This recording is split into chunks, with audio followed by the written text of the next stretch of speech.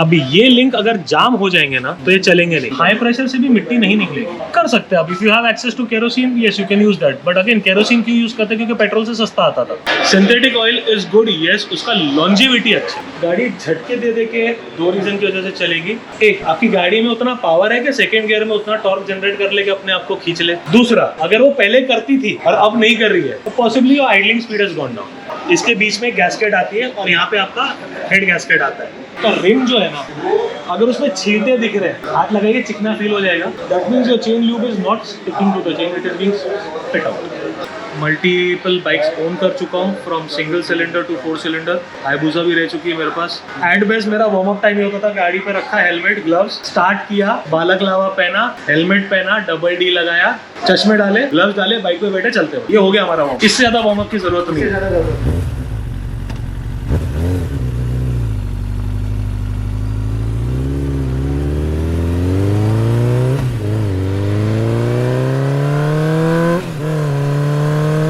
We'll keep the twin cylinders in one category, RE in one category, and rest all the single cylinders in one category. तो accordingly आप लोग decide कर लीजिए, you talk among yourself, common problems होंगी या फिर आप लोगों ने कभी face किया होगा कि this is the issue with my bike, this is not being resolved, time and again I've been going to the service center और breakdowns हुए हैं मेरे, या फिर मेरे को highway पे ये problems हुई है, how to deal with it। जो भी आपके दिमाग में questions हैं, जो doubts हैं या कुछ आपको पूछना है, तो आप लोग एक ग्रुप डिस्कस कर लीजिए, make a list of 5 to 10 questions and then will start the session in the workshop. ठीक है, हो सकता है कोई चीज लग रही हो सकता है स्टेम बेरिंग लूज हो, और स्टेम बेरिंग अगर लूज होगी तो आपको चलते हुए भी वो आवाज आएगी। अगर सिर्फ टर्निंग पे आ रही है तो पॉसिबली इंटरनली कोई पार्ट लूज हो या वो उसी एंगल पे आकर टच हो रहा तो उसकी आवाज होगी, which is not big, which can be resolved. Grinding noise आ सकती है मट्टी की वजह से, तक आवाज नहीं आएगी, क्योंकि मिट्टी अगर फंसी है तो घसेगी कंटिन्यूसली। ब्रेक पैड में अगर फंस गई है तो लेट्स से तो कांस्टेंट एक आवाज आएगी। सेकंड गियर पे ना, अगर सेकंड गियर पे पूरा क्लच डाल दिया, चल रहा है गाड़ी, और क्लच छोड़ के चला रहा हूँ प्रॉपर्ली, और थोड़ा सा भी एक्सीलेटर छोड़ दिया ना तो गाड़ी झटके दे के चलती रहती है। गाड़ी कौन सी? हिमालयन ही है। गाड़ी झटके दे के दो रीजन की वजह से चलेगी। एक, आपकी गाड़ी में उतना पावर है कि सेकंड गियर में उतना टॉर्क जनरेट कर ले कि अपने आप को खींच ले। दूसरा, अगर वो पहले करती थी और अब नहीं कर रही है, पॉसिबली वो idling speed has gone down slightly. Engine idle speed जो होती है वो नीचे आ गई है। ठीक है। तीसरा रीजन है कुशन ड्राइव आती है आपके रेयर व्हील के अंदर। Whoever is recording, you can get the camera, this is your Sprocket. आप सब लोगों को पता है चेन स्प्रॉकेट होता है और बीच में हब है। चेन स्प्रॉकेट और हब के बीच में रबर आता है, उनको कुशन ड्राइव बोलते हैं या ड्रम रबर बोलते हैं। ट्रैफिक में ज्यादा चलाने की वजह से आप अमूमन कोई भी लोकल यूज बाइक पे देखेंगे दूसरी या तीसरी सर्विस तक आपका स्प्रॉकेट के अंदर प्ले आना शुरू हो जाता है। इसके दो रीजन है, excessive stress on the Sprocket. दूसरा, हम जब सडनली संडे को उठ के हमें बोलते हैं कि हमें राइड पे जाना है और हम वाइड ओपन थ्रोटल जब खोलते हैं, सबसे पहला स्ट्रेस उस रबर पे आता है, दूसरा स्ट्रेस जाता है चेन के ऊपर। वो रबर अगर लूज हो जाएगा तो आपका स्प्रॉकेट, हाँ वही, क्योंकि पावर किधर जा रहा है? स्प्रॉकेट को। स्प्रॉकेट किसको दे रहा है पावर?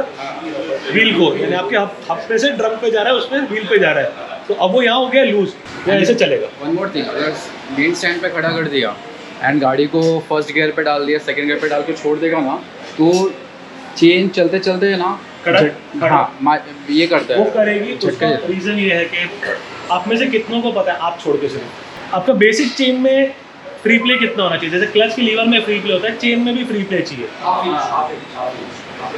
20 to 30 mm। ठीक है, depending, half inch is again a number, might work for your Himalayan, might not work for a 10R, and will absolutely fail if I am using an off-road bike। मैं अगर off-road bike कर रहा हूँ तो मेरे को play ज्यादा चाहिए, बिकॉज मेरा मूवमेंट उतना है स्विंग आर्म का।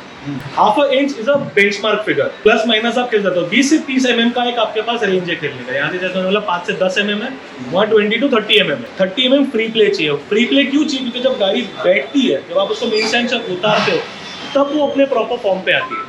अभी आपने स्ट्रेस हटा दिया व्हील से, अब चेन है लूज चीज क्या करेगी?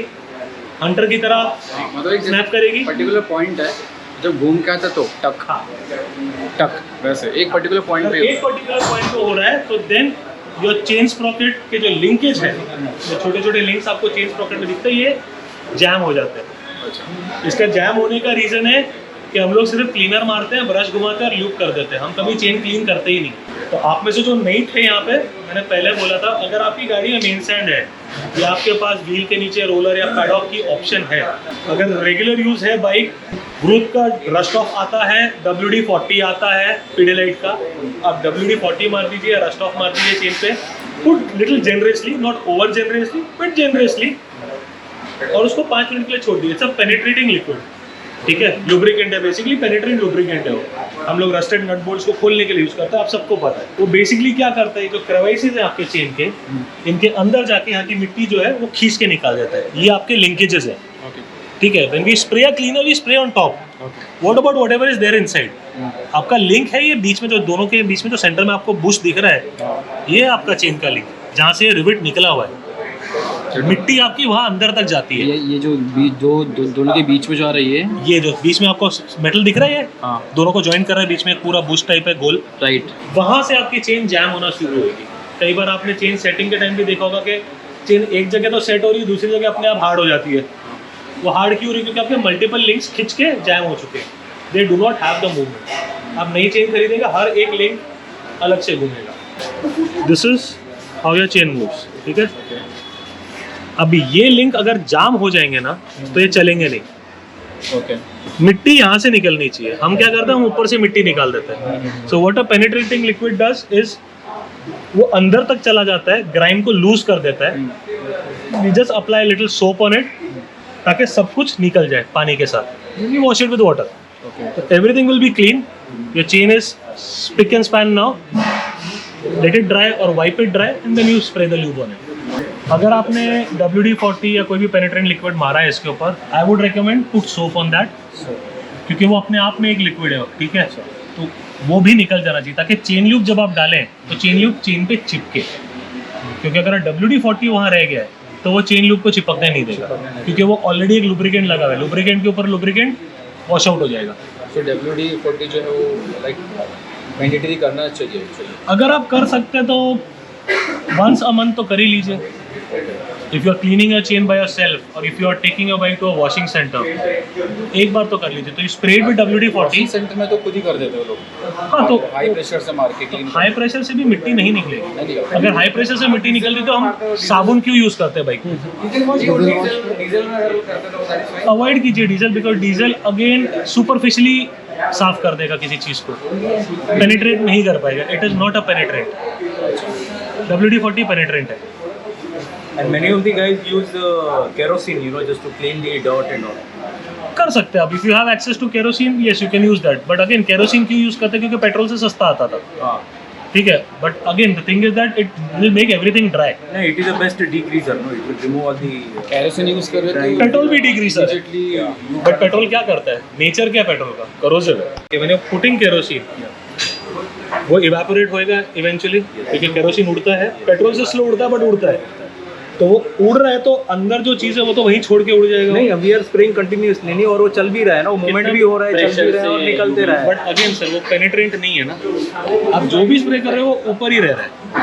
अगर पेनिट्रेंट ही नहीं है तो अंदर की चीज़ कैसे निकालेगा? और जैम क्या हो रहा है आपका? जैम ये लिंक्स हो रहे हैं, क्योंकि ये रिविट अंदर से आया हुआ है, ठीक है। ये स्लीव है, रिविट ऐसे चलता है अंदर। अब यहाँ अंदर मिट्टी फंस गई है जाके, केरोसिन तो नहीं निकाल पाएगा। इसलिए WD-40 स्प्रे कीजिए, give it 10 minutes 15 minutes, let it stay there, put a little soap, take a toothbrush, सिर्फ ऊपर रख दीजिए ऐसी टूथब्रश, या आपका चेन क्लीनिंग ब्रश है तो all the better. Let it rotate, पानी मारिए, आपको नीचे रिजल्ट दिख जाएगा। केरोसिन के टाइम पे क्या रिजल्ट था, रस्ट ऑफ, या फिर WD-40 के टाइम पे क्या रिजल्ट था। Even if you do it once a month, if you are using your bike on a daily basis, if you can do it twice a month, pretty much आप अपनी chain की life बढ़ा लेंगे, खर्चा negligible। We on a personal use, मेरी खुद की motorcycle का चेन 25 से 30 हज़ार किलोमीटर चलता है। And how do you identify कि चेन चेंज करनी है? आइडेंटिफाई करने के लिए manufacturer is giving you a setting out here. ये आपका एक्सेल बोल्ट ही यहाँ पे आ जाएगा, उसके आगे आपकी चेन लूज ही होती जाएगी, टाइट होएगी ही नहीं। बट फिर अगर चेन में जंप आ जाए तो? जंप इन द सेंस, मतलब एक साइड से आप टाइट कर रहे हो तो एक साइड से लूज है, बट एक साइड टाइट है, तो वही हाँ। जो मैंने आपको कहा कि वो लिंकेजेस जैम हो जाते हैं। लिंकेज जैम क्यों होते हैं? ये साफ नहीं होते। अगर सही से सर्विस हो रहा है, सही से साफ हो रहा है, तो जैम होने के चांसेस कम हो जाते हैं आपके। तो यू मीन टू से कि अगर वो जंप आया है चेन में and if I use WD-40 या कोई भी पेनिट्रेटिंग, WD-40 एक लिमिट तक आपकी हेल्प कर सकता है। अगर आपकी चेन के एक नहीं 10-15 लिंक जैम हो चुके हैं तो आप कितना फ्री कर लोगे उसको? नहीं होगा वो फ्री। तो बेटर है कि वो लिंक जाम होने से पहले जो है ना उसको प्रॉपर लुब्रिकेंट करें, क्लीन करें। सर मैं अभी मास्क पहन लूँ, मुझे कोविड हो गया है, मास्क तो पहले पहनना था भाई साहब, अब तो क्वारंटीन हो। वो वाला, these are all preventive measures. तो आपको ये देखना है कि मैं अपना लॉन्ग टर्म खर्चा कैसे बचा सकता हूँ। एज वीरल जी हैड आस्क्ड मी के ट्यूब में जो लिक्विड डालते हैं, टायर में जो लिक्विड डालते हैं, is it advisable? It totally depends on a personal choice whether it's advisable or not. उसके बाद लिक्विड के दो बहुत मेजर क्राइटेरिया। एक, बाइक रोज चलनी चाहिए, संडे को छुट्टी ले सकते हो बट बाकी दिन तो चलनी चाहिए, ठीक है। खड़ी कर दी 10-15 दिन, वो लिक्विड एक जगह पे आके जमा हो जाएगा, ये सबको पता है, कोई मेरी थियरी नहीं है। दूसरी चीज़ है वो कौन से पंचर सील करेगा, आपके टायर के सेंटर पैच सील करेगा। थोड़ा भी क्रॉस में अगर एक पंचर हो गया तो मेरा हुआ था, साइड में हुआ था, कुछ मीनिंग नहीं हुआ लिक्विड का, कोई उल्टा लिक्विड ही बाहर निकल गया। अब मैं आपको अगर बोलूं कि you guys are all knowledgeable, आप मेरे से भी क्वेश्चन कर रहे हैं तो लगभग आप लोगों ने कुछ नहीं तो कल इंटरनेट छाना ही होगा। व्हाट आर द चांसेस कि गाड़ी पंचर होती है? कभी किसी ने नोटिस किया है? जब भी हम लोग लेफ्ट साइड से जाकर चलाते हैं ना, उसने भी ज़्यादा होता है। हवा कम होता है। एक बोन आउट टायर पंचर होगा, एक हवा कम का टायर पंचर होगा। रोड पे चलते हो, कितनी गाड़ियां दिखती है पंचर वाले के यहाँ खड़ी हुई? कितनी गाड़ियां आपके सामने पंचर हुई आज तक आपके राइडिंग करियर के अंदर? 5 साल से तो चला ही रहोगे सब लोग गाड़ी, कितनी गाड़ियां पंचर हुई हैं सामने एकदम? मतलब हर रोज डेली बेसिस पे आप देख रहे हो पंचर हुई है। निग्लेजिबल अगेन, उस it can be a puncture or it can be the valve, ठीक है। जब चेक किया ना, क्या पता क्या ठीक है, अगर वैल्व टाइट है, पूरा राइड करके गया तब भी कुछ नहीं हुआ, वहाँ से उस पंप तक आने तक कुछ नहीं हुआ, वहाँ फिर ये किया ना, एयर फिल ट्यूब पड़ी हुई, ट्यूब का नली पड़ा, कुछ भी जिससे एयर अंदर पास हो रही है, अगर वो लूज है तो बट ऑब्वियस है वहाँ से बाहर भी निकल जाएगी। वो भी टाइट है, वो भी टाइट है। अब वो नीडल करती क्या है, जब आप हवा भरते हैं यहाँ पे प्रेशर है कम, ठीक है, वो उसको प्रेस करता है अंदर से, एक हवा भरने वाला जो नोजल है उसमें एक पिन होती है, उसको प्रेस करती है, high pressure air low pressure area में आ जाती है, बारिश आ जाती है। स्टैंडर्ड हमारी ज्योग्राफी में बताते हैं। तो यहाँ से आपकी हवा अंदर घुस रही है, आपने हटा दिया, प्रेशर चेक किया, रिकमेंडेड प्रेशर पे आ गए, ओके। अब वो जो अंदर पिन है ना, उसके अंदर होती है बहुत छोटी सी स्प्रिंग और एक रबर की सील। उसमें अगर कचरे का एक दाना गलती से जाके बैठ गया भरते टाइम, तो आहिस्ता आहिस्ता हवा लीक होती रहेगी, टायर में पंचर मिलेगा नहीं और टायर हो जाएगा फ्लैट। वही हुआ, हमने ठीक है। जब निकाल के चेक किया तो पंचर नहीं मिला, तो फिर सेफर साइड मैंने ट्यूब चेंज किया। सेफर साइड आपने ट्यूब चेंज किया और मेरा टायर वॉबल होने लग गया, आपका स्विंग आर्म शहीद हो जाएगा, शहीद हो जाएगा। We have replaced swing arms of at least in the recent past, in the last 5 months, 2 या 3 स्विंग आर्म्स चेंज कर चुके हैं, फॉर सिंपल रीजन के टाइट करते हैं स्विंग आर्म के अंदर। इफ यू गाइस नोटिस, आइए बैठिए, ये स्लाइड होता है अंदर बाहर, ठीक है, तो यहाँ पे मार्किंग्स आती हैं। जब आप इस नट को हद से ज्यादा टाइट करते हैं ना, तो ये हॉलो ट्यूब है, इसके अंदर एक प्लेट चल रही है, ये पिचकने लग जाएगा, वो प्लेट अपनी जगह जाम होने लग जाएगी, ठीक है, सेटिंग ढंग से नहीं होगी, एंड में क्या होगा, स्विंग आर्म खराब होगा। एक लिमिटेड टॉर्क तक ही टाइट होना चाहिए। अगर आपके पास टॉर्क रेंज नहीं है तो ऐसा नहीं कि आप पंचर नहीं बना सकते, बट जो ताकत है वो हिसाब से लगानी चाहिए। ट्रक के चक्के टाइट नहीं कर रहा है। वो नॉर्मली जो रहते हैं वो लोग वही करते हैं, उस पे चढ़ करके कूद करके उसको टाइट करते हैं। तो ये चीज का आपको हमेशा ध्यान रखना है। आपके मरने के चांसेस जितने हैं ना रोड पे मोटरसाइकिलिस्ट के, आपके बचने के चांसेस भी उतने हैं, क्योंकि आप थोड़ा सा भी प्रेजेंस ऑफ माइंड अगर यूज करते हो, आप कहीं भी अपनी बाइक को डॉज कर सकते हो, गाड़ी वाला नहीं डॉज कर सकता। नहीं, एकदम से अचानक से है ना। और मैं थोड़ा दूसरी चीज, कभी भी आप बाइक चला रहे हैं हमेशा एंटिसिपेट करके चलिए। अगर जहाँ पे कुछ नहीं दिख रहा है, मालूम है रोड ऐसे जाके ऐसे आने वाला है, मैं 5 मिनट पहले आया हूँ वहाँ से, लेकिन अब वहाँ खड्डा हो सकता है, should be in your mind, so you are prepared for an eventuality. Charoti कितने लोग जाते हैं यहाँ से? सब फेमस टर्न है चारोटी का, सबको पता है। एक्सीडेंट वाला। हाँ, मोटरसाइकिल उड़ उड़ के जाती है ऊपर से। एकदम भारी। क्या उनको नहीं पता है वो टर्न वैसा है? क्या वो उस टर्न से आए नहीं है? क्योंकि वो आने का जो बेंडर है, वो जाने का बेंडर भी वैसा ही है। जाने का बेंडर, क्योंकि थोड़ा सा एलिवेशन का फर्क है, आपको सामने वाला रोड दिख जाता है तो आप स्लो हो जाते हो। अगर आप वहां पे स्लो नहीं करते आप ऑनकमिंग ट्रैफिक के विंडस्क्रीन पे जाओगे सीधा, राइट? वैसा ही हो। You have to anticipate. दूसरा हिमालयन का एक इशू है, अगर आपकी पुरानी मॉडल है तो नई मॉडल की विंडस्क्रीन डाल लो, वो थोड़ी ज़्यादा अच्छी है। For longer rides, how to start warm up bike and warm up engine and then eventually speed pick up. देखिए, इसके ऊपर बहुत ही डिबेटेबल टॉपिक है, सबकी अपनी अपनी थियोरी है, ठीक है? वार्म अप का कंसेप्ट शुरू हुआ था बिकॉज इंजन्स के टॉलरेंसेज, उनकी क्लियरेंसेज बहुत अलग होती थी। आज इंजन फ्री रेविंग इंजन आते हैं। जनरली आज भी प्रिकॉशनरी शेक पे आपको डीलरशिप पे बोलते हैं सर 60 के ऊपर मत जाना, चले भी जाओगे तो कुछ होता नहीं है गाड़ी को, क्योंकि फ्री रेविंग इंजन आ रहा है कंपनी से, मशीनरीज इंप्रूव हो चुकी है। You have a thing for your bike, आपको वार्म अप करनी है, give it a minute of warm up, it is more than enough, ठीक है? 30 सेकेंड स्टॉप्स। आपके ऑयल इतना मल्टीग्रेड हो चुके हैं, इतना विस्कोसिटी मेंटेन करते हैं आज की तारीख में कि अगर आपने स्टार्ट कर दिया और नेक्स्ट 5 सेकंड में आप बैठ के निकल भी गए ना तो कोई प्रॉब्लम नहीं होने वाली। Your fuel oil pumps have become that efficient. तो वार्म अप करना है, गुड, नहीं करोगे कोई प्रॉब्लम नहीं है।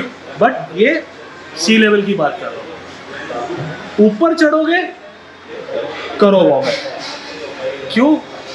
क्योंकि ठंड है, ऑयल ठंडा हो चुका है, ठीक है?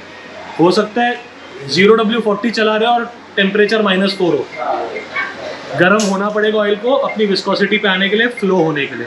उन जगहों पे वार्म अप अच्छा है, एडवाइजेबल है, आई वुड से कुछ हद तक मैंडेटरी बोल दूंगा मैं, तो आप कर सकते हो।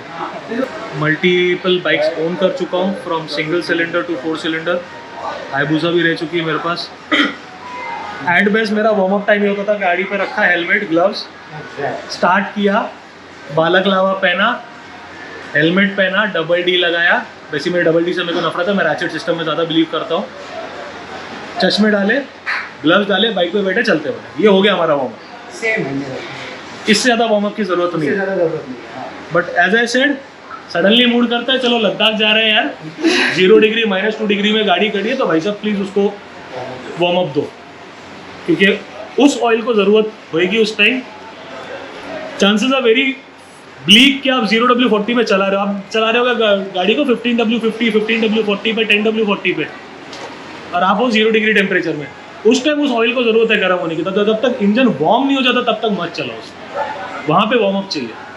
यहाँ पे तो वैसी गाड़ी गर्म हो जाती है, पसीने अभी छूट रहे हैं। सी लेवल पे जो आपके मैन्युफैक्चरर ने आपको ग्रेड बताया है वो ग्रेड यूज़ कीजिए, कोई दिक्कत नहीं है।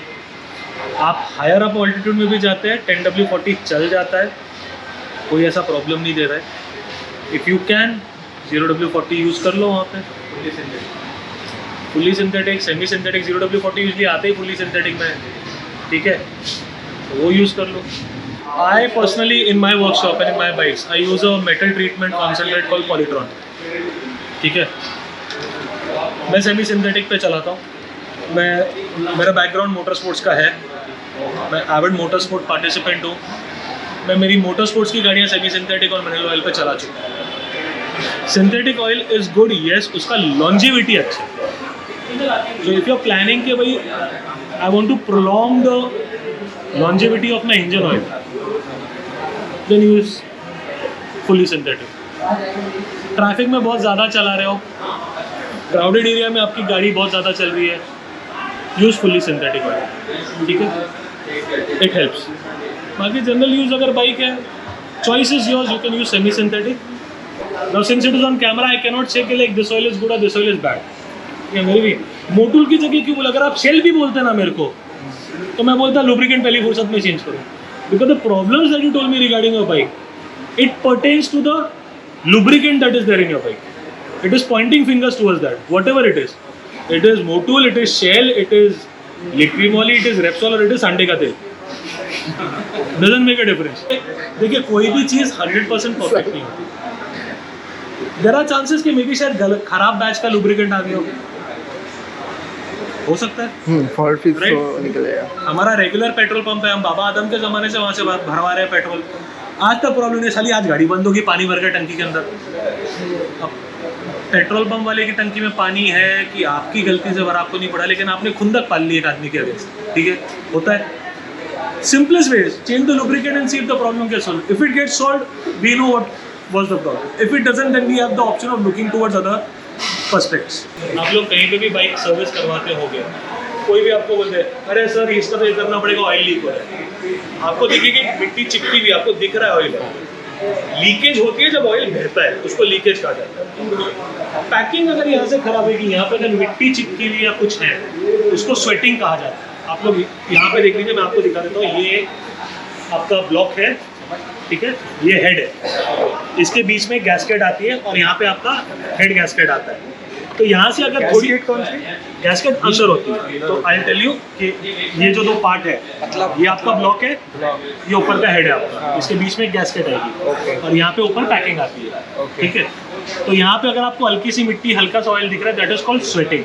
वो पैकिंग वीक होने लग जाती है, गर्म होके रबर है, हार्ड हो जाता है, जगह छोड़ देता, तो बहुत मिनिस्ट्रल स्केल पे ऑयल लीक होता है वहाँ से, क्योंकि ऑयल विस्किस है, यानी गाढ़ा होता है, तो आता है तो फैल जाता है। आप 100 ml ऑयल डालोगे तो ऐसे लगेगा 200-300 ml 400 ml डाल दिया उसको, क्योंकि वो फैल जाता है। और ऑयल है, चिकना है, तो मिट्टी चिपक जाती है, तो हमें दिखता है यार लीकेज हो रही है। स्वेटिंग अलग चीज़ है, लीकेज अलग चीज़ है। Leakage as in it leaks, you can see के भाई यहाँ से तेल ऑयल निकल रहा है, ड्रिप कर रहा है। जो भी साइड बता रहा हूँ कि जैसे ये चेन टेंशनर है, इसके बीच में भी पैकिंग आती है, तो वहाँ स्वेटिंग दिख रही है तो वो पैकिंग करा रही है, तो ऊपर की पैकिंग चेंज करा रही है। KTM में लगभग ऊपर की पैकिंग जाती है over period of time. It is nothing to worry about. Royal Enfield का किट पैक आया था, वो किट जो आता है चेन लूप का, वो लिया था, बस उसी से कर रहा था। आपके व्हील जो है, ठीक है, आपने जब चेन लूप की, चेन लूप करने का 15 मिनट के इसको छोड़ दीजिए, तो the lube sticks to the chain. उसके बाद जब चलाने लगते हैं 100-1 किलोमीटर 50 किलोमीटर का, देखिए आपका रिम जो है ना, अगर उसमें छींटे दिख रहे हैं, हाथ लगाइए, चिकना फील हो जाएगा, that means your chain loop is not sticking to the chain, it is being spit out. Access करने से भी हो सकता है ना, एक लिमिट का बंद हो जाएगा। और एक्सेस कितना एक्सेस मतलब लोग करते हैं, क्योंकि 3 दिन पहले कस्टमर को चेन कैसे लूप करता है सिखाया था, क्योंकि वो पूरा बॉटल खरीद के चेन पे डाल देता था। That is what he told me. तो उसको बोला भाई साहब ये इतनी सी बॉटल है, कम से कम 4 बार चेन लूप करेगी। And you like you are kidding me? No, I am serious, 100 serious. तो मतलब करेगा तो एक बार करेगा। और ओवर लूप करेंगे तो चेन भी जल्दी खराब होती है ना, मतलब वो लूज ओवर लूप करने से चेन खराब लूज होती है। नहीं होगी, लूज नहीं होगी, बिना बात की मिट्टी आएगी, चेन पे चिपकेगी, वो चेन खराब होगी, और जो एक्स्ट्रा लूप है वो बाहर फेंका जाएगा, गाड़ी वेस्ट है, मतलब वो वेस्ट हो जाएगा। ये लोग कवर्ड सिस्टम में क्या, वो गंदगी अंदर घूमती रहती है, और चेन ग्रीस सब अंदर है, और चलता रहता है, फेंक नहीं रहा, वो एलिमेंट से एक्सपोज नहीं है। राइट, मैंने पूछा क्योंकि बहुत यूट्यूब पे देखा मैंने वीडियो, इसलिए मैं पूछा। I am not practicing it. आप कर सकते हैं, लेट्स से आपका चेन लूप खत्म हो गया, आप स्पीति कर रहे हैं, मेरे को ऑफ ट्रेल पता है यहाँ से स्टार्ट होती है, मेरे को ऑफ ट्रेल मारनी है, फक डूड, बैकअप गाड़ी में मेरा लूप रह गया, मेरे बैग में लेकिन गेयर ऑयल पड़ा है, क्योंकि मैंने ऐसी फक से कैरी किया था, लेट्स से इंजन ऑयल पड़ा है, डाल लो, बिकॉज कुछ लुब्रिकेशन तो मिलेगी, उन केसेस में आप यूज कर सकते हैं। सो गाइस, आपको ये सेशन कैसा लगा कमेंट करके जरूर बताइए। तो मिलते हैं नेक्स्ट वीडियो में। Thank you so much for watching this, bye bye.